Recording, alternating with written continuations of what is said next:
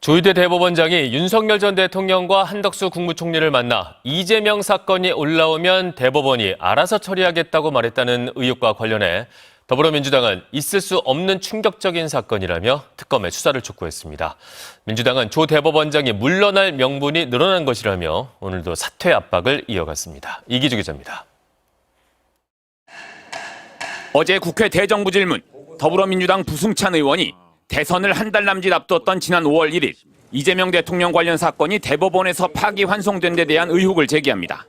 조희대 대법원장이 무슨 얘기를 했냐? 이재명의 사건이 대법원에 올라오면 대법원에서 알아서 처리한다 라고. 조희대 대법원장이 윤석열 전 대통령에 대한 헌법재판소의 파면 선고 3일 뒤 한덕수 전 국무총리, 정상명 전 검찰총장 등과 만나 이재명 사건의 파기환송을 사실상 예고했다는 건데 정치권에서 파장이 확산되고 있습니다. 민주당은 오늘 지도부가 한 목소리로 의혹이 사실이라면 사법농단이자 헌법 파괴 공작이라며 조 대법원장의 사퇴와 특검 수사를 촉구했고, 부승찬 의원의 의혹 제기가 만약 사실이라면 국민 여러분, 조희대 대법원장을 어떻게 해야 하겠습니까? 내란 특검은 이 제기된 충격적인 의혹에 대해서 수사해야 합니다. 비슷한 의혹을 가장 먼저 폭로했던 서영교 의원은 조 대법원장이 이미 윤 전 대통령에게도 비슷한 발언을 했다며 의혹의 제보자는 구 여권 소속의 인물이라고 말했습니다. 잇따른 의혹 제기에도 조 대법원장이 이렇다 할 답변을 내놓지 않고 있는 가운데 조국 혁신당도 파기환송에 대한 특검을 도입해야 한다며 조희대 대법원장에 대한 탄핵안을 준비하겠다고 목소리를 높였습니다. 여권의 조희대 대법원장 사퇴, 내란 전담 재판부 요구에 삼권 분립이란 대명제와 함께 사법부 독립을 침해한다는 반발이 나오고 있습니다. 내란이란 특수한 상황과 사법개혁이란 시대적 요구, 국민주권이 이를 견제할 수 있다는 명분이 이 반발을 무너뜨릴 수 있을지 국회 법사위 소속 민주당 서영교 의원에게 이야기 들어보겠습니다. 어서 오십시오. 예, 안녕하세요. 여권에서는 대체적으로 조희대 대법원장이 사퇴해야 한다고 이야기를 하고 있는데 의원님 의견은 어떠신가요? 당연히 사퇴해야 합니다. 조희대 대법원장은 대법원장으로서 지켜야 할 공정, 중립, 그리고 국민에 대한 신뢰를 어겼습니다. 국민들이 신뢰하지 않습니다. 조희대 대법원장이 사퇴해야 되느냐라고 하는 것에 많은 국민들의 여론이 동의하고 있는 상태입니다. 조희대 대법원장은 대법원장으로서 공정하고 중립해야 함에도 불구하고 그렇지 못한 이유는 지난 대선 때입니다. 이재명 대통령 후보에 대해서 파기환송시키는 과정에서 9일 만에 파기환송을 시킵니다. 대법관 전원을 꼬드겼는지 권력을 남용해서 파기환송을 시킵니다. 이것은 대선에 개입하는 것이고요. 그리고 중립의 의무를 지극히 위반한 것이고, 이런 상태로 대법원은 국민의 신뢰를 받기 어렵습니다. 그런 상태에서 지기현 내란 재판부가 현저히 공정성이 치우친 상태를 그대로 방치하고 있기 때문에 지기현 재판부는 교체되고 재구성되어야 합니다. 그럼에도 불구하고 방치하고 있기 때문에 조희대 대법원장은 사퇴가 맞습니다. 그래야 대법원이 사는 길입니다. 사퇴 의견이 당론은 아닌 것 같은데 법사위 위원분들께서는 대체적으로 같은 의견이신 거죠? 누구 사퇴하라 마라를 가지고 당론으로 정하지는 않습니다. 법안은 당론으로 정합니다. 그러나 이것이 더 여론이 거세진다면 저희들이 판단을 할 수 있겠으나 벌써 조희대 대법원장이 아주 오래전에 그렇게 중립의 의무를 위반하고 공정성을 위반하고 정치에 개입하고 대선에 개입하는 위법, 위헌적인 상황이 있었기 때문에 법사위에서는 사퇴 요구를 끊임없이 해왔습니다. 그런데 사퇴할 가능성은 좀 없어 보이는데 사퇴하지 않으면 어떤 방법이 있을까요? 사퇴하지 않으면 법원의 신뢰는 뚝 떨어집니다. 법원이 공정하지 못하면 입법부가 법원이 공정하게 만들어야 합니다. 그래서 조희대 대법관은 스스로 물러나는 길이 법원을 살리는 길이고 대한민국 국민이 법원을 신뢰하는 길이다, 이렇게 말씀드릴 수 있을 것 같습니다. 그래서 탄핵까지 얘기가 나오고 있잖아요. 좀 가능성이 얼마나 된다고 보십니까? 저는 당연히 탄핵 대상이라고 생각합니다. 그래서 제가 법사위원으로 국회의원으로 개인적인 입장이지만 법률을 위반하고 헌법을 위반했기 때문에 당연히 탄핵 대상이라고 생각합니다. 그 내부에서 검토를 해보셨을 거 아니에요? 그래도 가능성이 높아야 그래도 진행을 할 텐데 좀 얼마나 지금은 조희대 대법관이 스스로 물러나고 그리고 내란의 잔재를 확실히 뿌리 뽑아야 하는데 직위원 재판부로는 내란의 잔재를 뿌리 뽑을 수가 없습니다. 내란을 공정하게 재판하기 어렵습니다. 국민의 70%가 넘는 분들이 이 재판이 공정하지 못해, 직위원 재판부는 옳지 않아 라고 하는 상태이기 때문에 지금은 내란을 공정하게 재판하는 것이 필요하고 내란의 잔재를 완전히 뿌리 뽑는 것이 필요하기 때문에 지금은 내란 재판에 집중하는 것이 맞을 것 같습니다. 내란 재판 얘기를 해주셨는데 네. 내란 전담 재판부 얘기가 계속 좀 논란이 되고 있잖아요. 좀 전담 재판부가 필요한 이유가 뭐가 있을까요? 내란 전담 재판부가 논란이 되는 것은 저는 아니라고 보고 있고요. 화제가 되고 있죠. 새로운 대응이다 이렇게 보고 있는 거죠. 직위원 재판부는 교체해야 됩니다. 그래서 법원행정처에 지속적으로 요구했습니다. 법원행정처는 직위원 재판부가 교체되어야 된다는 걸 알고 있습니다. 그런데 난감해하고 있습니다. 직위원은 룸살롱 등에서 접대를 이해 당사자인 변호사들로부터 650만 원 받았다고 법적 조치되어 있는 상태입니다. 그리고 그 룸살롱에서 사진까지 찍은 모양이 다 나오지 않았습니까? 룸살롱에 간 것도 확인이 되었습니다. 그런데도 더 조사를 하고 있지 않습니다. 그래서 공수처에 법적 조치해 놓은 상태입니다. 그러면 이 재판부가 옳지 못하다고, 공정하지 못하다는 걸 국민도 알고 법원도 알고 법원 행정처도 알고 판사들도 알고 있습니다. 그런데 교체하지 못합니다. 그렇다면 내란 전담 재판부를 법으로 만들자라고 제안하게 된 것이고, 그래서 법으로 그것을 만들려고 하는 겁니다. 내란 전담 재판부는 해양사건 전담 재판부, 해사 전담 재판부를 저희가 지금 만들고 있거든요. 부산에 해양사건 전담 재판부가 있습니다. 서울 지법과 서울 고법에도 있습니다. 그리고 지식 전담 재판부가 있습니다. 이렇게 전담 재판부는 법원이 스스로 만들기도 하고 법원이 만들지 못하면 국회에서 입법으로 만들어주기도 한다. 이렇게 말씀드릴 수 있을 것 같습니다. 네, 법원 스스로 자구책을 마련하면 전담 재판부가 필요 없다 이런 입장이셨던 것 같은데 자구책이 뭐가 있을까요? 법원이 스스로 만들면 내란 전담 재판부가 필요 없다까지는 아닙니다. 법원이 제대로 한다면 이 내란 전담 재판부 이야기가 나오지 않았겠죠. 그런데 벌써 아주 오랫동안 이 내란 전담 재판부를 준비하지 않고 있기 때문에 직위원 재판부를 교체하지 않고 있기 때문에 교체해야지 된다 이렇게 말씀드리는 겁니다. 네. 네, 내란 전담 재판부가 위헌이라는 주장도 계속 제기되고 있고 지금 윤석열 전 대통령이 해온 행태를 보면 위헌 법률 심판 제청을 할 거라는 예상이 너무나도 당연하게 나오고 있는데 그러면 재판이 좀 지연된다 이런 우려가 좀 나오는 것 같습니다. 이에 대한 대책은 있으십니까? 위헌이다라고 하는 말씀에는 이렇게 말씀드리겠습니다. 위헌이 아닙니다. 위헌인 이유가 없습니다. 헌법에는 법원을 둔다 이렇게 되어 있고요. 사법권은 법원에 속한다. 그리고 그 법원은 법관으로 구성한다 이렇게 되어 있습니다. 법관과 법원 구성은 법률로 한다고 되어 있습니다. 그래서 우리가 가정법원 두지 않았습니까? 그리고 특허법원도 두고 있습니다. 이런 법원을 두는 것은 헌법이 아니라 법률로, 법원 설치법으로 이 법원을 두게 된 겁니다. 그렇다면 이 법원을 두는 것도 아니라 내란 전담 재판부를 두는 겁니다. 법원 안에 부를 두는 것이기 때문에 이것은 법원 스스로 내규로 해도 되는 것이고요. 그리고 법률로 한다면 더 확실한 것이기 때문에 이것은 위헌이 아닙니다.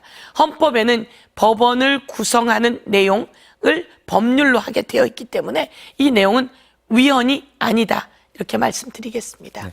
어제 부승찬 의원이 폭로한 내용이 있었잖아요. 네. 조희대 대법원장과 한덕수 전 총리가 만나서 어떤 이야기를 했다. 수상한 네. 만남을 가졌다. 근데 지난번에 공개했던 녹취하고 같은 내용인 것 같은데 그 내용은 제가 제보를 받은 것입니다.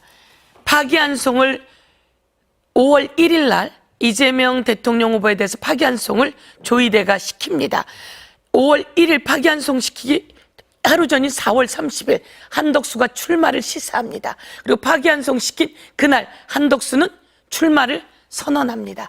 이 과정 속에서 조이대는 벌써 1년 전에 윤석열에게 이재명은 대선까지 갈 일 없다.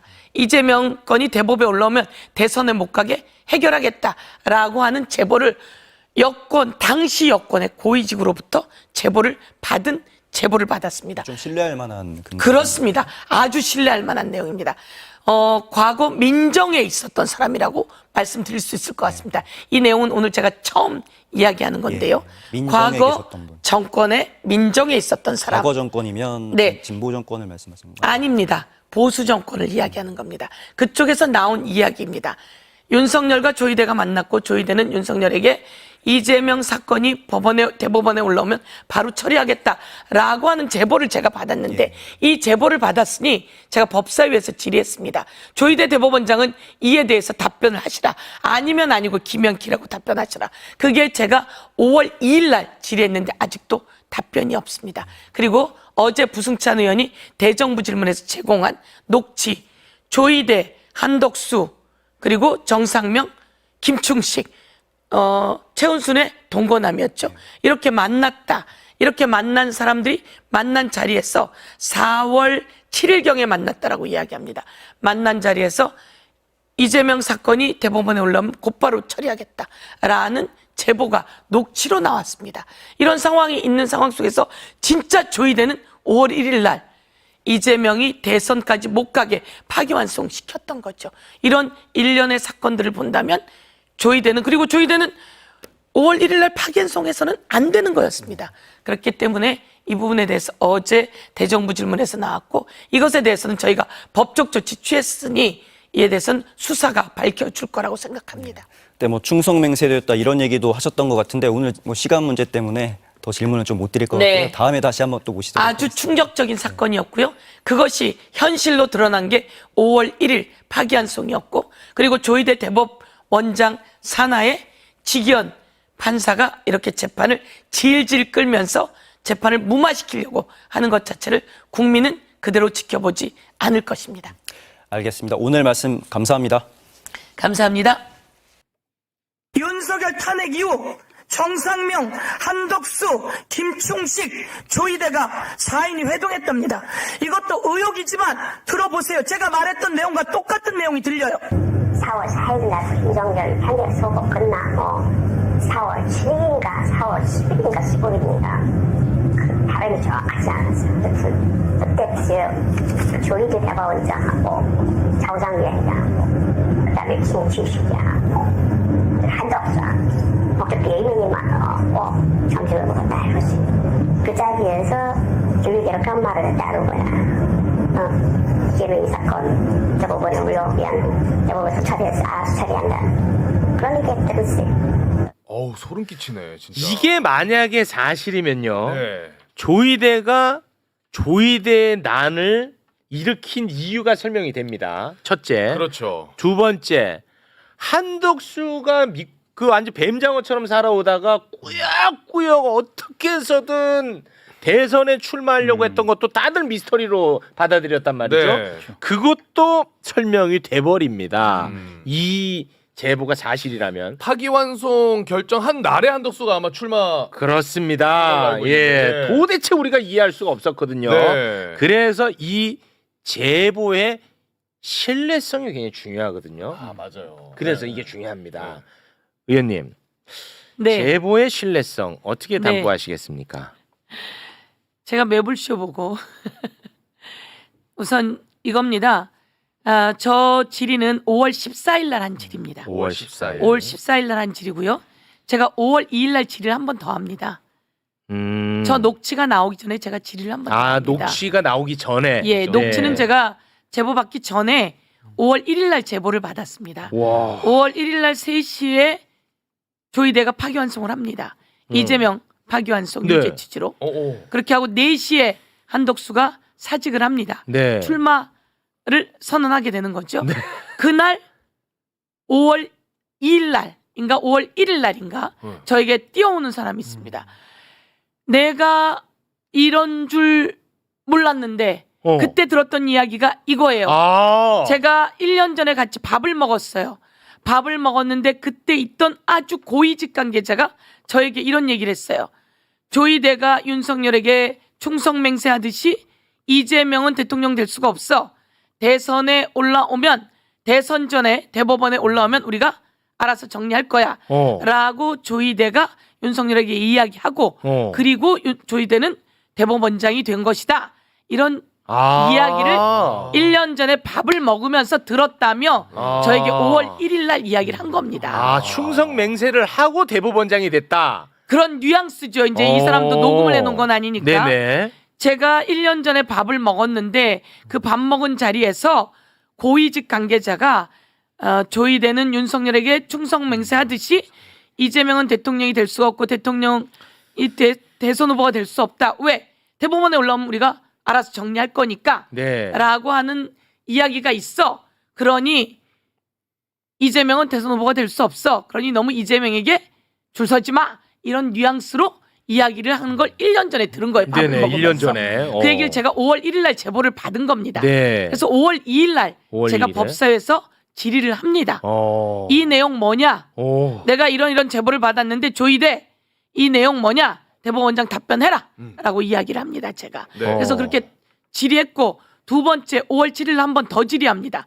5월 2일 날은 답변이 없죠. 5월 7일 날은 또 제가 그 천대엽 법원행정처장을 향해서 또 한 번 합니다. 네. 그때 아니라고 하죠. 네. 그렇지만 제가 이건 직접 제보 받은 건데 그리고 제보 받은 사람은 확실하게 제가 알고 있는 사람인데 두 번째 그리고 난 다음에 중간에 제보가 한 번 더 옵니다. 이 목소리 아까 녹음한 목소리가 옵니다. 목소리가 왔고 이거 내가 그때 제보 받은 내용은 다른 사람한테 받은 건데 두 내용이 같단 말이에요. 제보자가 달라요. 다르죠. 처음에 5월 1일 날 저에게 제보한 사람과 이 녹취는 다른 사람이란 말이에요. 그래요? 그럼 복수의 제보자가 있는 거예요? 그렇죠. 이 녹취는 다른 내용인데 제가 그래서 물어본 거죠. 이 녹취는 어떻게 받은 거래? 라고 하고 물어보게 된 거죠.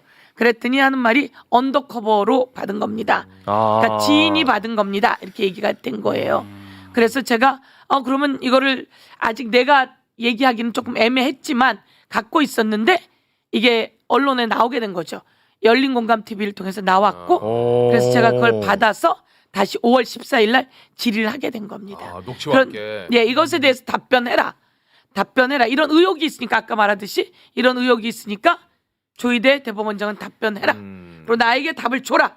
가져와서 답해라. 라고 한 상태에서 여지껏 오다가 이제 그때 사실 저는 조금 고민이 김충식이라는 사람이었어요. 네. 김충식이 4명의 조합에 맞나?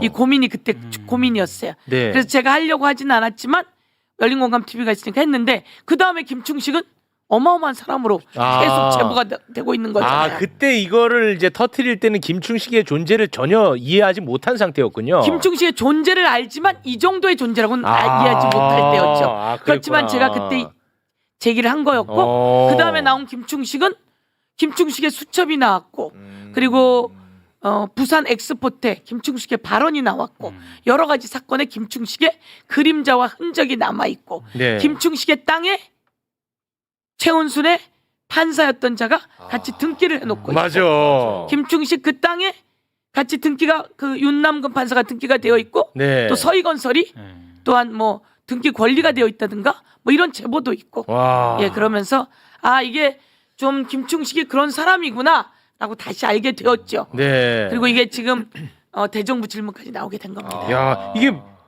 만약에 이게 지금 복수의 제보자가 있는 겁니다. 요거는 이제 헷갈리면 안 되는데 네. 첫 번째 제보자 말대로 실제 1년 전에 조이대가 윤석열에게 이재명을 내가 죽일 것이다 라는 충성 맹세를 하고 대법원장이 됐다면 지기현 미스터리도 어느 정도 풀리는 실마리가 나오는 게 되는 겁니다. 그렇죠. 그러니까 저에게 5월 1일 날 막 뛰어온 사람은 내가 그때 그 얘기를 들었는데 이게 이런 줄 그때만 해도 조이대는 뭐 어떻든 그러지 않을 것처럼 보였잖아요. 제가 인사청문회 한 사람이거든요. 조희대. 아. 예, 조희대가 나쁜 판결도 해요. 그렇지만 이 정도까지는 아니다라고 생각을 했죠. 그거 사과 한번 하고 가실까요 그러면? 어떤 거요? 조희대 인사청문회. 아니, 저는 지적을 확실히 아, 했습니다. 했어요? 그런데 그때 인사청문회에서 뭐를 하냐면요. 중학생과 그 기획사 대표하고 관계가 있습니다. 관계가 있는데 이 관계에서 이게 성폭행입니다. 그런데 사랑했기 때문이라고 맞아. 중학생을 놓고 그래서 조희대가 이것을 대법원에서 바꿔버립니다. 맞아. 1심, 2심은 성폭행이라고 하는데 사랑했기 때문으로 맞아. 이게 말이 되냐고요. 그렇지. 그래서 저희가 계속 그거에 대해서 문제 제기라고 질의를 맞아. 하죠. 그런 판결했었구나. 그거 했었어. 정말. 야, 그래서 그러니까 이게 미스터리가 어느 정도 풀린다니까 이게 그렇게만 사실이면. 보면 안 된다는 겁니다. 그 사람은 그랬던 사람이고 또 다른 판결들도 있습니다. 그래서 그랬던 사람인데 그래도 그랬지만 어떻게 파기환송을 그렇게 9일 만에 시킬 수가 있죠? 또 9일이라고 하잖아. 이틀. 의원님 아까 그 자료에도 9일로 돼 있어. 이틀로 바꿔야 돼요. 내 진짜 이거 정말. 이틀은 날짜를 정하고 이틀 만이란 말씀이시군요. 아니 그 표결을 해버려요. 네, 이틀 네. 만에. 그러니까 이틀 만에 결론이 끝나. 요거 보시면 돼. 요거 하나 드릴게 이따가. 요걸 하나 드릴 테니까 혹시나 오늘 보좌관분이랑 같이 오셨으면 요거 드리겠습니다. 요거를 좀 계속 들고 다녀주시기 바라겠습니다. 이틀. 4월 22일에 합의기를 이제 시작을 합니다. 그때 이제 대법관이 처음 사건을 접하게 돼요. 근데 이틀 후에 두 번째 합의기일이 진행되는데 이때 대법관들이 표결을 한다고. 표결한다고. 거기서 결정하고. 여기서 파기환송이다 요건은 여기서 이제 표결한다고. 이틀. 또 획기적이네요. 저희들 다 보고 그러긴 했지만 또 이틀. 획기적이네요. 예. 9일도 충격이지만 이틀 그럼 예. 더 충격이죠. 더 충격이잖아. 9일도 충격인데 사실 9일도 전원합의체 회부했지 뭐까지 정리하다 보면 9일도 아니에요. 5월 1일이 지금 9일도 아니긴 하지만 그렇죠. 어떻든 9일이라고 했는데 이틀. 실질은 이틀이다. 예, 표결해버리니까. 그러니까 중요한 건 저희가 질의를 합니다. 이 수만 페이지를 봤다고요? 라고 하니까 질의를 하니까 천대엽 법원행정처장이 앞에 있는데 뒤에서 쪽지를 가져옵니다. 그렇습니다. 예, 가져와서 딱 보니까 쪽지를 보고 읽었답니다. 이렇게 되는 거예요. 수만 페이지를 읽었다고요? 그럼 수만 페이지 프린트 어떻게 했는지 확인해 주세요. 라고 제가 얘기했고 박은정 의원이 로그인 기록 내놓으세요. 아니 그러니까 이제 복사한 거 내놔. 기록 내놔. 야 그거 복사하는 시간 계산을 해보니까 근해 공식 넣어보니까 이거는 물리적 시간으로도 안 돼. 그러니까 천대엽이가 전자기록으로 맞지? 하니까 이제 박은정 의원이 그래 그럼 이제 로그 기록 내놔라. 그 이후로부터는 이제 침묵 뉴스가 침묵입니다. 됐습니다. 예. 그 이후로는 다 침묵이고 아무것도 보지 않은 거죠. 그렇습니다. 아니, 근데 이게 굉장히 의미심장한 게 이 네 명의 구성도 의미심장해요. 정상명 전 그렇습니다. 총장도 네. 이분이 그 윤석열, 김건희 주례본 분이고 그러니까 가까운 사람이죠. 그리고 김충식 관련해서 우리 매불쇼 영상 보시면은 자세하게 또 나와 있으니까. 김건희 어마어마하더라고요. 윤석열하고 예, 관련 있죠. 그리고 조희대는 대법원장이고 현직 대법원장이죠. 그리고 한덕수는 대행 끝내고 후보 출마하려는 자, 그렇습니다. 대통령 후보가 미래 권력으로 나서는 자, 예. 이렇게 넷이 만났다. 이거 너무 정말 의미심장하잖아요. 반드시 넷이 만나야 돼. 뭐 이상한 짓을 할 거면. 아니, 필요 최소한의 딱그 그렇지. 인물들이죠. 예, 딱 네 명은. 그렇지. 근데 조희대의 이틀 만의 결정도 참 이것도 의아하지만 더 의아한 거는 한덕수라는 사람이 권한대행을 마쳤는데 갑자기 심판복 벗어버리고 선수로 뛰겠다고 나오잖아요. 그렇죠. 이것도 그게 웃긴 데다가 그날 4시입니다. 네, 웃긴 데다가 심지어 자기네 당에서는 또 김문수 뽑아놨는데 김문수 내려와. 그래서 또 머리끄댕이 잡고 내려버려요. 선수를 바꿔버려. 이 당권 쿠데타까지 이어지는 게 그렇지. 너무 이래가 겹쳐 발생했기 때문에 그렇습니다. 여기에 대해서는 조희대 대법원장이 입이 있으시니까 말을 해야 됩니다. 말해야 돼. 말을 안 하면은 지금 우리의 주장들이 너무 합리적이기 때문에 이거 그대로 인정하는 거예요. 이 의혹 조희대 이 의혹 O야 X야 말하기 길게 말하기 조금 수줍으면 O인지 X인지 얘기해. 얼굴로 자꾸 네모 표시하지 말고 O인지 X인지를 얘기하란 말이야. 네모 표시하지 말고. 세모 아니에요, 세모? 네. 오죽하면 이렇게 해서 얘기를 안 하니까. 얘기를 너무 안 하니까 네. 얘기를 입장을 내야죠 이거는. 제가 오늘 그래서 이야기한 거는 4명의 녹취 그 전에 제보 받았다니까. 그게 핵심이네. 5월 1일 날. 의원님 그리고 나 내가 이거 5월 지금 2일 날 소름이에요. 그러니까요. 제가 5월 2일 날 질의를 놨다니까요. 이미. 그래서 법사에 그 질의가 남아 있어요. 그런데 며칠이 지나서 이게 또 화제가 되니까 보좌관이 얘기하더라고요. 의원님이 제보 받은 거라서 내가 제보 받은 거 아니지 않았니? 그 우리 방으로 온 제보였잖아. 이렇게 했어요. 네. 왜냐면 녹취니까. 그래, 내가 5월 1일 날 제보 받은 게 또 그러니까. 있었지. 와 이게 그게 5월 1일 날 제보가 그래서 이제 제가 다시 그 사람에게 확인을 했습니다. 나 이거 얘기해도 되지? 또 얘기해도 되지? 예. 그래서 이 사람도 가서 다시 이야기를 한 거예요. 근데 오늘 들은 이야기로는 그 사람들이 둘이 만난 게 아니라 같이 몇 명이 만난 거예요. 그래서 같이 몇 명이 만난 사람들을 만났는데 그 사람들이 갑자기 그때 우리가 들은 얘기가 조이대가 맞았네. 진짜? 이렇게 얘기를 하다는 거예요. 야 그러면은 지금 현재 공개적으로 제보한 사람이 2분인데 이 한 분은 또 여러분과 같이 있었어. 근데 여러분이 있는 사람들도 그걸 기억을 하고 있다는 거네요. 이거는 기억을 하는데 만나러 가서 이제 왜냐면 저도 한 번 더 다져야 되니까 만났고 그리고 이 사람이 다시 만났는데 그 사람들이 그렇게 얘기하더라는 거예요. 그때 얘기한 우리 말이 맞았지. 야, 그때 얘기한 우리가 들었던 그 말이 맞았지. 이건 신뢰 수준이 이 정도면 굉장히 높은 거야. 그러니까 솔직히 높은 거잖아. 이 정도면은 이제 범죄 혐의가 거의 구체화된 상황이라서 이건 수사가 불가피한데 네. 지금 이 사안에 대해서는 특검에서 지금 정확하게 뭐 수사를 하고 있다라는 어떤 내용들이 나오진 않고 있잖아요. 이건 네. 정말 수사가 반드시 이루어져야 될 수사 사안입니다. 들어가야 합니다. 그래서 네. 어제 대정부 질문에서 그런 질의가 있었고 수사를 해야 하고 이 정도면. 수사를 해야 조이대도 답답하지 않을 거다. 이런 이야기를 김민석 총리가 한 것처럼 수사해야 합니다. 네. 대한민국의 어느 누가 그 이틀 만에 그렇게 파기환송이 표결로 이루어지리라고 상상이나 했어요.